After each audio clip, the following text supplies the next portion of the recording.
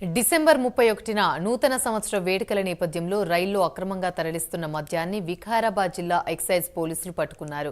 గోవా నుంచి వస్తున్న Vasco da Gama express రైల్లో తనిఖీలు నిర్వహించి 95వ గోవా మద్యం బాటిళ్లను స్వాధీనం చేసుకున్నారు. తాండూరు రైల్వే స్టేషన్లో 12 కిలోల గంజాయి బస్తాలను స్వాధీనం చేసుకున్నట్లు జిల్లా అసిస్టెంట్ ఎక్సైజ్ సూపరింటెండెంట్ శ్రీనివాసరెడ్డి తెలిపారు.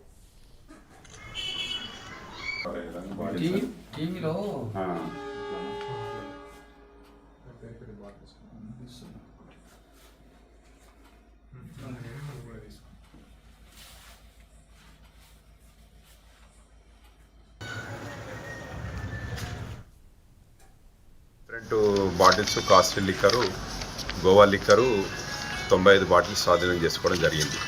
అమౌంట్ ఎంత ఉండవచ్చు అంటే అది వాల్యూస్ డిఫరెంట్. ఒక్కో బాటిల్ 2000 3000 అట్లుంటుంది, కానీ మన వాల్యూ ప్రకారం మా లీటర్కి 1200 అని మేము వేయడం జరుగుతుంది. మామూలుగా ఏది మన డిపార్ట్మెంట్ దీని ప్రకారము 1 lakh వరకు అది ఉంటుంది. మామూలుగా అది దాని రేట్లో చూస్తే మాత్రం అది 2 lakhs పైన ఉంటుంది.